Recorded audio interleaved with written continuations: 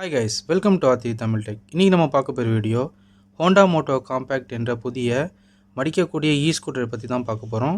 இப்போ தான் நம்ம சேனலுக்கு முதல் தர வரீங்கன்னா மறக்காமல் சப்ஸ்கிரைப் பண்ணிக்கோங்க. வீடியோ ஸ்கிப் பண்ணாமல் பாருங்கள். வாங்க வீடியோக்குள்ளே போகலாம். இந்த ஸ்கூட்டர் 2025 பாரத் மொபிலிட்டி குளோபல் எக்ஸ்போவில் அறிமுகப்படுத்தியிருக்காங்க. அதன் அற்புதமான வடிவமைப்பால் எல்லாரோடையும் கவரப்பட்டிருக்கு.